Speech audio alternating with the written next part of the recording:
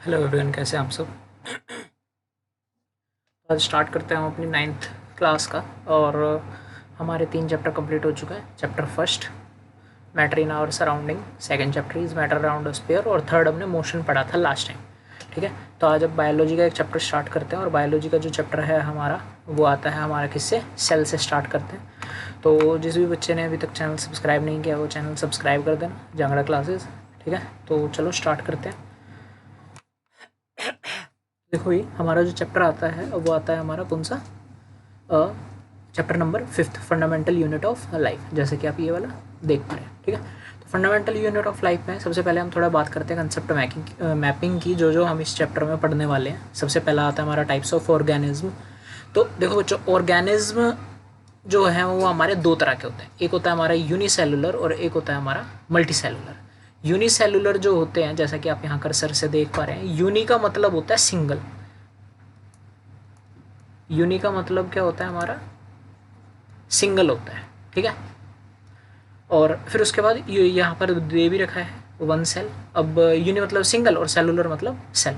और इसमें एग्जांपल क्या आता है हमारा, अमीबा, पैरामीशियम और बैक्टीरिया। सबको पता ही है आपका, अमीबा जो होता है हमारा कैसी शेप होती है, इस शेप का होता है और बीच में यहाँ होता है न्यूक्लियस। ठीक है ना, तो ये हमारा अमीबा हो गया। तो जैसा कि आप ये सारा देख पा रहे हैं, ये सारे आते हैं हमारे यूनिसेलुलर। फिर उसके बाद आता है मल्टी सेलुलर। मल्टी सेलुलर मतलब मल्टी वर्ड जो यूज़ होता है आपका, वो मल्टी वर्ड यूज़ होता है बहुत सारे। इसका मतलब मैनी सेल्ड। तो मल्टी सेलुलर वो ऑर्गेनिज्म होते हैं जिसके अंदर बहुत सारे सेल होते हैं। एग्जाम्पल क्या हो गया हमारा, मैन, मतलब ह्यूमंस हो गए। सिर्फ मैन नहीं, वुमन भी होंगी। ठीक है ना, वुमन एक है, मल्टी हैं तो वीमेन है। और काउ हो गए हमारे, यहाँ स्पेलिंग गलत दे रखी है इन्होंने। डॉग हो गया, इंसेक्ट, प्लांट और फंगी। ये सारे हमारे क्या है, मल्टी सेलुलर। अब उसके बाद सेल को दो पार्ट में और डिवाइड किया गया है। अभी पढ़ेंगे सेल होता क्या है, प्रोकैरियोटिक सेल और यूकैरियोटिक सेल। तो इन चीज़ों के बारे में हम पढ़ते चलेंगे। तो बिल्कुल बेसिक से स्टार्ट करते हैं हम अपना। और जैसा कि आप देख पा रहे हैं यहाँ पर कंपाउंड माइक्रोस्कोप है, क्योंकि सेल को जो सबसे पहले देखा गया था वो हमारा किससे देखा गया था, कंपाउंड माइक्रोस्कोप से। माइक्रोस्कोप सबको पता होगा, ये पिक्चर बनी हुई है यहाँ पे, जिसने नहीं देखा हो। और फिर आता है हमारा एक ऑनियन सेल। ऑनियन सेल के बारे में थोड़ा हम पढ़ेंगे, ऑनियन पील सेल होता क्या है। पहले एक बार थोड़ा सेल के बारे में देखते हैं। तो यहाँ पर आप देख पा रहे हैं सेल क्या है। A cell is the basic structural and functional unit of all life form.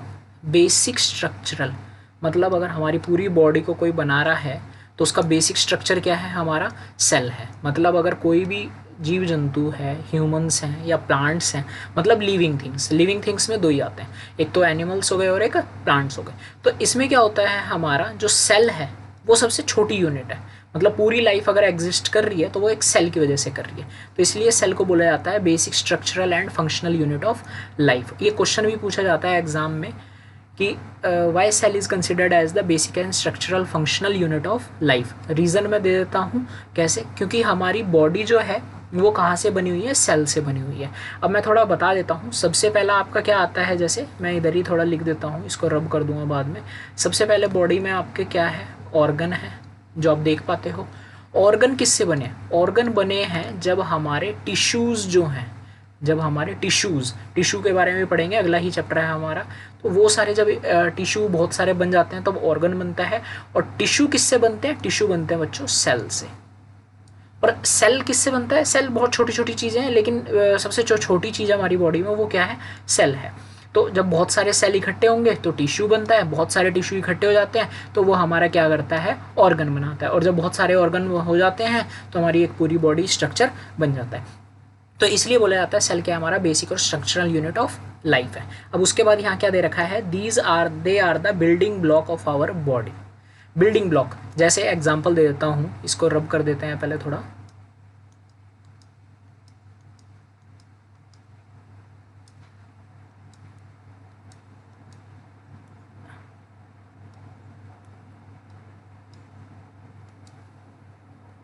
थोड़ा क्लियर हो जाएगा आपके लिए देखने में। तो जैसे कि अब ये है, तो building block of our body. जैसे अगर कोई हाउस है, पूरा घर बन रहा है, तो घर तो किससे बनता है, दीवारों से बनता है। अब जैसे हमारी ये दीवार है, थोड़ा समझने की कोशिश करना, ये दीवार है। अब दीवार में क्या लगी होती है, हमारी ब्रिक्स लगी होती है। क्या लगी होती है, ब्रिक्स लगी होती है। अब जो ये ब्रिक है, मतलब अगर मैं बोलूँ कि जो पूरा घर बन रहा है वो क्या चीज़ चाहिए सबसे पहले घर बनाने के लिए? सिर्फ ईंट रोड़ी पत्थर से तो आप घर नहीं बना सकते, सबसे पहले क्या चीज़ चाहिए, ईंट चाहिए। तो जिस तरीके से पूरा हाउस बनाने के लिए ब्रिक क्या है, सबसे छोटी यूनिट है, उसी तरीके से हमारी पूरी बॉडी बनाने के लिए सबसे छोटी चीज़ क्या है, हमारा सेल है, ये रहा। ठीक है ना, तो इसलिए बोला जाता है they are the building block of our body. अब नीचे लीजिए, all life forms are composed of microscopic unit called cell. जितनी भी लाइफ फॉर्म है हमारी बॉडी में वो सारी किस चीज़ से बनी है, माइक्रोस्कोपिक यूनिट्स, जो हमारा क्या है, सेल है। ठीक है बच्चों, ये ध्यान रखना। थोड़ा एक बार मैं फ़ोन को वो कर देता हूँ साइलेंट ताकि डिस्टर्बेंस ना हो। तो ये माइक्रोस्कोपिक यूनिट का मतलब होता है, माइक्रोस्कोपिक यूनिट बहुत स्मॉल यूनिट्स जिसको आप इजीली देख नहीं सकते अपनी नेक्ड आई से। ठीक है ना, उनको देखने के लिए आपको क्या चाहिए, माइक्रोस्कोप, जैसा कि मैंने यहाँ पर आपको ये बताया था। ठीक है ना, उसके बाद चलो आगे बढ़ते हैं। साइटोलॉजी आती है हमारी। साइटोलॉजी एग्जाम में पूछता है एक मार्क्स की डेफिनेशन के लिए, और जैसे कि आजकल तो आपके जो पैटर्न चेंज हुआ है उसमें एमसीक्यूज आते हैं, एमसीक्यू में पूछ लेगा, क्वेश्चन कैसे देगा, what is the study of structure and composition of cell, तो वो क्या है, हमारी साइटोलॉजी। अभी थोड़ा डिटेल में बता देता हूँ। देखो, आप सिर्फ सेल के बारे में पढ़ रहे हो, हमारी जो साइंस है वो 3 पार्ट में डिवाइड है, फिजिक्स, केमिस्ट्री और बायोलॉजी। फिर जैसे आप फिजिक्स में जाते हो तो फिजिक्स में भी फिजिक्स 16 पार्ट्स में डिवाइड है, ऐसी केमिस्ट्री बहुत सारे पार्ट्स में डिवाइड है, और सिमिलरली जो हमारी बायोलॉजी है वो भी बहुत सारे पार्ट में डिवाइड है।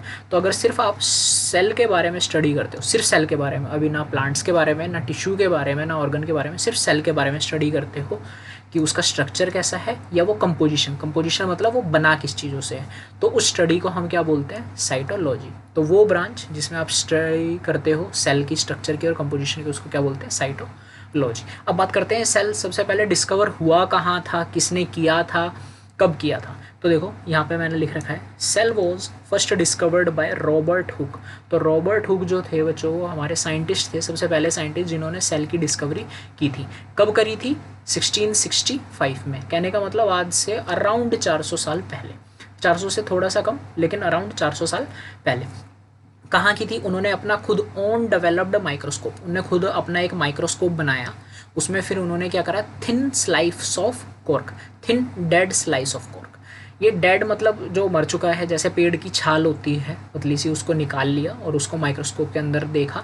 तो माइक्रोस्कोप के अंदर देखने पर उन्हें कैसा नज़र आया, कुछ इस तरीके से। वैसे तो ये ऑनियन पिल सेल है लेकिन नज़र उन्हें कुछ ऐसे आया जैसे हनीकॉम्ब बने होते ना,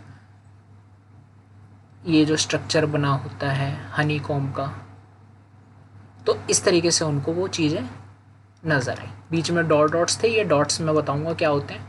ये डॉट्स जो होते हैं हमारे, ये होते हैं न्यूक्लियस। ठीक है ना, तो ऐसे उन्होंने देखा था। और जो फर्स्ट लिविंग सेल, जो फ्री लिविंग सेल है, वो किसने डिस्कवर्ड किया था, एंटन वैन ल्यूहोक। और ये कब हुआ था, 1674, कब, 9 साल के बाद। ठीक है ना, तो ये ध्यान रखना। फिर हमारी सेल थ्योरी आई थी। सेल थ्योरी ये बड़ा इंपॉर्टेंट क्वेश्चन है, पूछा जाता है। ठीक है ना, 2 मार्क्स में तो कई बार 3 मार्क्स में। सेल थ्योरी दी किसने थी, 2 बायोलॉजिस्ट। बायोलॉजिस्ट मतलब जो बायोलॉजी की लेकर स्टडी करते हैं उनको बायोलॉजिस्ट बोलते हैं। जो फिजिक्स की स्टडी करते हैं वो फिजिसिस्ट, और जो केमिस्ट्री की स्टडी करते हैं वो केमिस्ट। ठीक है ना, तो स्क्लैंडिन और स्कॉन, ये 2 हमारे साइंटिस्ट थे। कब की थी, 1838 में। इन्होंने क्या करा था, सेल थ्योरी दी थी। विच स्टेट्स दैट, उस सेल थ्योरी बोलती क्या थी, सबसे पहला point, all plants and animal are composed of cell. जितने भी प्लांट्स और एनिमल्स हैं वो किससे बने हैं, सेल से बने हैं। जैसा कि मैंने आपको बताया था, जो भी लाइफ फॉर्म है वो हमारी किससे बनती है, प्लांट्स, और जो भी लाइफ फॉर्म है जैसे प्लांट्स और एनिमल किससे बनते हैं, हमारे सेल से, क्योंकि बेसिक और स्ट्रक्चरल यूनिट है। फिर उसके बाद उन्होंने वही चीज़ बोली, cell is the basic unit of life. अगर कोई भी लाइफ बननी है या लाइफ की उत्पत्ति या जीवन की उत्पत्ति होनी है तो उसको बनाएगा कौन, सेल हमारा सबसे छोटी यूनिट है जो उसको बनाएगा। फिर उसके बाद, और all cell arises from pre existing cell. Pre existing मतलब जो पहले से ही सेल्स अपने आप मौजूद है। अब सेल्स को है ना बनाना बड़ा डिफिकल्ट होता है। आजकल की जो टेक्नोलॉजी हो गई तो उसमें तो सेल बन जाते हैं, लेकिन पहले नहीं बनते थे। जब डिस्कवरी हुई थी तो कुछ सेल ऑलरेडी होते थे तो उनसे न्यू सेल्स बनते थे। ठीक है ना, और यहाँ पर मैंने कुछ नोट कर रखा है, viruses are the exception to cell theory. All living organism के लिए सेल थ्योरी एप्लीकेबल है, लेकिन सिर्फ किसके लिए नहीं है, वायरस। वायरस एक ऐसा है हमारा जिसके लिए आपकी सेल थ्योरी वैलिड नहीं होगी। ठीक है,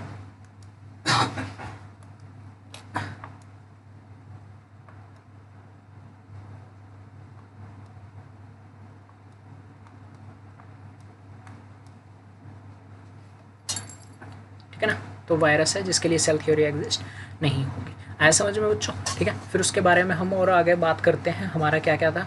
तो चलो स्टार्ट करते हैं। वायरस पे सेल थ्योरी एप्लीकेबल नहीं होती।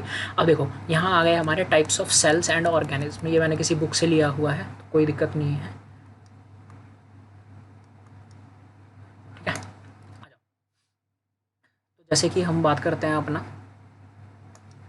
ये टाइप्स ऑफ सेल, जैसे कि मैंने बताया था, एक आपका प्रोकैरियोटिक होता है, यूकैरियोटिक होते हैं। इन दोनों के बारे में थोड़ा डिटेल में स्टडी करेंगे हम अपना, तो एक बार इसको थोड़ा साइड रखते हैं, ठीक है। वैसे बता देता हूँ, यूनिसेलुलर, यूनिसेलुलर मतलब जो सिंगल सेल होते हैं, कौन कौन आता है इसके अंदर, बैक्टीरिया आ रहा है, पैरामीशियम आ रहा है, अमीबा, मैंने आपको अमीबा की डायग्राम बनाई थी। पैरामीशियम जो होती है स्लीपर शेप होती है, ये बैक्टीरिया हो गए। बैक्टीरिया अलग अलग होते हैं, ब्लू ग्रीन एल्गी और साइनोबैक्टीरिया। पानी के ऊपर जो काई लगती है ना, वो ब्लू ग्रीन एल्गी होता है, वही इसकी वजह से। मल्टी सेलुलर में ऑस्ट्रिच हो गया, पाइन ट्री हो गया, देवदार का पेड़, ये सारे। फिर उसके बाद और कहते हैं हमारे ऑर्गेनिज्म, दो तरह के हैं, बता दिया मैंने आपको कौन कौन से हैं, यूनिसेलुलर और मल्टी सेलुलर। ये थोड़ा देखते हैं। सेल नंबर, सेल नंबर बताता है कि उसके अंदर कितने सेल है। यूनिसेलुलर मैंने बताया था सिंगल सेल, मल्टी सेलुलर में बहुत सारे सेल होते हैं, तो large number of cell. Function क्या है, अब देखो यूनिसेलुलर में अगर सेल सिंगल है तो कहने का मतलब बॉडी के अंदर जितने भी फंक्शन होंगे, डाइजेशन हो, एक्सक्रीशन हो, जो भी आपने खाया वो बाहर भी निकलेगा बॉडी से, रेस्पिरेशन है, रिप्रोडक्शन, जितनी भी प्रोसेस है वो सब कौन करेगा, सिंगल सेल। तो all function are performed by single cell. लेकिन मल्टी सेलुलर में बहुत सारे सेल हैं, तो हर सेल अलग अलग काम करेगा, तो different cell perform different special function, ठीक है।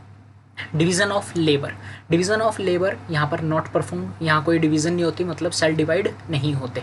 तो यहाँ पर क्या है, cell specified to perform different function, cell divide होते रहते हैं और फिर नए सेल प्रोड्यूस करते हैं जो अलग अलग फंक्शन में हेल्प करते हैं। Reproduction involves the same single cell, अगर सेल सिंगल है तो कोई और तो सेल होगा नहीं जो रिप्रोडक्शन करेगा, तो वो ही उसका रिप्रोडक्शन का काम भी क्या है, उसी के अंडर आएगा। मल्टी सेलुलर में specialised cell basically germ cells बोलते हैं। ह्यूमन में जैसे फीमेल में जो होता है वो हमारा ओवम होता है, और मेल के अंदर जो आता है वो हमारा स्पर्म होता है। तो ये दो हमारे एग सेल्स होते हैं बॉडी के अंदर, या सेक्स सेल्स भी बोल सकते हो, जो रिप्रोडक्शन में हेल्प करते हैं। अब लाइफ स्पैन, लाइफ स्पैन का मतलब होता है ये जीते कितने टाइम तक है, तो ये बहुत कम टाइम तक जीते हैं। यूनिसेलुलर बहुत कम टाइम तक होता है, तो शॉर्ट लाइफ स्पैन है, और इनका क्या है, लॉन्ग। एग्जांपल मैं आपको बता ही चुका, एमीबा, पैरामीशियम और बैक्टीरिया, इसमें प्लांट्स, फंगी और एनिमल, ये सारे, ठीक है। आई होप आपको यूनिसेलुलर और मल्टी सेलुलर ऑर्गेनिज्म समझ आ गया होगा। अब देखते हैं सेल की शेप। अब जो सेल की शेप होती है ना, वो बहुत अलग अलग तरह की होती है। शेप से तो आपको पता ही चलेगा कि उनका है डिज़ाइन कैसा है या दिखने में कैसे हैं। तो cells are of variable shape, variable मतलब अलग अलग तरह के, विभिन्न प्रकार के, और साइज़ भी अलग अलग होगा। Their shape is according to the function, उनके फंक्शन पर डिपेंड करती है कि उनका शेप कैसी है। Generally cells are spherical, in general spherical होंगे, मतलब अगर 100 सेल हैं आपके पास तो 100 में से अराउंड 80 सेल ऐसे होंगे जो स्फेरिकल होंगे, लेकिन उनकी शेप अलग अलग हो सकती है। तो शेप मैंने जैसे यहाँ पर बता रखा है आपको, एक हो गई हमारी स्फेरिकल, ये हो गया हमारा फर्स्ट। फिर होती है इलोंगेटेड, इलोंगेटेड मतलब जो हमारी थोड़ी लंबी हो। स्फेरिकल में जैसे ओवम हो गया, फीमेल बॉडी में होती है। इलोंगेटेड हमारे नर्व सेल में हो गया, ये ब्रेन्स में होते हैं। न्यूरॉन्स, जो भी हमारे मैसेज होते हैं, सिग्नल्स होते हैं, वो न्यूरॉन्स के थ्रू ट्रांसमिट होते हैं। न्यूरॉन्स के बारे में पढ़ना है, इसी चैप्टर में थोड़ा बहुत पढ़ लेंगे। फिर आते हैं ब्रांच्ड, ब्रांच में कोलुमनर सेल्स कहाँ होते हैं, स्टमक की इनर लाइनिंग में होते हैं, तो ब्रांच्ड हो गया हमारा थर्ड पॉइंट। फिर आता है हमारा डिस्कॉइडल, डिस्कॉइडल में होता है जैसे रेड ब्लड सेल होते हैं। रेड ब्लड सेल कैसे होते हैं, दिखने में तो ऐसे लगेंगे, लेकिन हल्का सा बीच में इधर से क्या बोल सकते हैं, जैसे कटोरी टाइप होती है ना, वैसा होता है, अंदर से थोड़ा खाली। और फिर होता है हमारा स्पिंडल शेप, स्पिंडल शेप जो होती है हमारी, ये थोड़ा नीचे कर लो दिख जाएगा। तो ये मसल्स में होता है, ठीक है ना। हमारी मसल्स आपने देखा होगा कि जैसे मैं बोलूँ आर्म्स की मसल्स है, तो ये शेप होती है हमारी स्पिंडल शेप, ठीक है ना। तो मसल्स हमारी ये होगी। फिर उसके बाद थोड़ा डायग्राम से देख लो अगर बिल्कुल है, ये हो गया हमारा ये हो गया कॉलमनर सेल, स्टमक के अंदर स्ट्रिप्ड मसल्स, ये बहुत सारे मैंने बना रखे हैं। वहाँ पर थोड़ा है बोन सेल्स जो हड्डियों के अंदर होते हैं, ये रेड ब्लड सेल्स हो गए, नर्व सेल हो गए, अब ओवम हो गया हमारी बॉडी के अंदर स्पर्म। तो ये अलग अलग शेप होती है सेल्स की, तो ये आप देख सकते हो। फिर आता है साइज। बच्चों सेल्स जो होते हैं उनका साइज़ बड़ा स्मॉल होता है, तो size of cell is variably dependent upon the types of organism. Organism पर डिपेंड करता है। ऑर्गेनिज्म छोटा है तो छोटे सेल, ऑर्गेनिज्म बड़ा है तो बड़ा सेल हो सकता है, लेकिन ज़रूरी नहीं है कि बड़ा ऑर्गेनिज्म तो उसके अंदर छोटे सेल नहीं हो सकते। हर सेल अलग अलग साइज़ का हो सकता है। तो सम आर माइक्रोस्कोपिक, मतलब जो बहुत छोटे हैं, while some are visible with naked eyes, बाकी कुछ ऐसे हैं जिनको आप नेक्ड आइज से देख सकते हैं। साइज़ का जो वेरी करता है जनरली वो कहाँ से, 0.2 माइक्रोमीटर। ये माइक्रोमीटर क्या है इधर मैं बता देता हूँ। 1 माइक्रोमीटर का मतलब होता है 10⁻⁻⁻⁻⁶। तो कहने का मतलब 1 micrometre is equal to 1 upon में डिवाइड कर दो कितनी, 6 जीरो से, तो ये 1 माइक्रोमीटर होता है आपका। तो इतना छोटा, कहने का मतलब अगर इसको वैसे लिखते हो आप तो 0.0001 ये हो गया, ठीक है ना। तो ये इतना मीटर, तो ये बहुत छोटा है, इसको आप ईजिली नहीं देख सकते। Typically size in multi cellular हो रहे हैं, वेयर एज जो मल्टी सेलुलर है जैसे ह्यूमन बींग्स हो गए, प्लांट्स हो गए, मल्टी सेलुलर हैं, उनका साइज़ थोड़ा बड़ा होता है एज़ कम्पेयर टू इसके। तो कितना है, 20 to 30 माइक्रोमीटर। सबसे बड़ा सेल बता देता हूँ कौन सा होता है, ऑस्ट्रिच। कितने का, 15 सेंटीमीटर का। एक अंडा जो होता है ऑस्ट्रिच का कितने किलो का होता है, 1.4 kg। मुर्गी का अंडा देखते हो ना, थोड़ा सा ही होता है, हद मार के 100 ग्राम के आसपास, या उतना भी नहीं होता। लेकिन ऑस्ट्रिच का जो है एक एग जो है वो 1.4 kg का होता है। 15 सेंटीमीटर, एक स्केल जितना, 15 सेंटीमीटर 15 सेंटीमीटर का होता है। लॉन्गेस्ट सेल कौन सा है हमारा, नर्व सेल। नर्व सेल कौन सा है, न्यूरॉन, जो मैंने आपको दिखाया था अभी, वापस से दिखा देता हूँ। ब्रेन सेल्स जो होते हैं हमारे, ये हो गया हमारा नर्व सेल, ठीक है ना। ये सारा, ये पूरा, ये जो लाइन है ना, ये एग्जाम होते हैं, ये एक्सॉन्स भी बोल सकते हो इसको। इधर ब्रेकेज होती है थोड़ी थोड़ी, तो वो सारे बात मैं बताऊंगा। और लार्जेस्ट सेल हो गया, लॉन्गेस्ट सेल हो गया। अब आता है हमारा स्मॉलेस्ट सेल, सबसे छोटा सेल। सबसे छोटा सेल होता है PPLO, नाम क्या है उसका, माइकोप्लाज्मा। ये नाम याद रखना है जस्ट आपको, ठीक है ना। एग्जाम में वैसे इजीली नहीं पूछते, लेकिन फिर भी ध्यान रखना। सबसे छोटा सेल कौन सा, PPLO, माइकोप्लाज्म। सबसे बड़ा सेल कौन सा हमारा, लॉन्गेस्ट, लंबा सेल जो है वो नर्व सेल है। और सबसे बड़ा सेल कौन सा है, लार्जेस्ट, ठीक है ना। अब उसके बाद आता है हमारा कंपोनेंट्स ऑफ सेल। अभी हमने सेल्स का साइज पढ़ा, सेल की शेप पढ़ी, ठीक है। इसी तरीके से अब आता है हमारा कौन सा, कंपोनेंट ऑफ सेल। तो कंपोनेंट ऑफ सेल हैं वो हम अपनी नेक्स्ट क्लास में पढ़ेंगे। आज क्लास के लिए आप इतना ही ध्यान रखना। हमारा सेल का साइज़ क्या होता है, कौन कौन से होते हैं, यूनिसेलुलर क्या है, मल्टीसेलुलर क्या है, सेल की डिस्कवरी किसने की थी, रॉबर्ट हुक ने की थी, ठीक है। सेल थ्योरी किसने दी थी, स्कॉन ने और स्कैंडलन ने दी थी, ठीक है। जैसे कि ये सारा है आपका। सेल साइज़ हमने पढ़ लिया, सेल शेप हमने पढ़ ली, देन उसके बाद हमारे यूनिसेलुलर मल्टीसेलुलर आ गया। मैंने बता दिया कौन कौन से होते हैं, पैरामीशियम और ये। वायरस पे सेल थ्योरी एप्लीकेबल नहीं होती। सेल थ्योरी किसने दी थी, स्क्लैंडन और स्कॉन ने, ठीक है ना। पहला लिविंग सेल किसने डिस्कवर किया था, एंटन वैन ल्यूहॉक। लेकिन सबसे पहला जो डेड सेल था वो दिया था किसने, रॉबर्ट हुक ने। और लिविंग सेल किसने दिया था, एंटन वैन ल्यूहॉक ने, ठीक है। और साइटोलॉजी क्या होती है, सेल क्या होता है, ठीक है। और ये ऑनियन पील सेल के बारे में भी थोड़ा और बताऊंगा मैं आप सबको, और सेल के बारे में, ठीक है ना।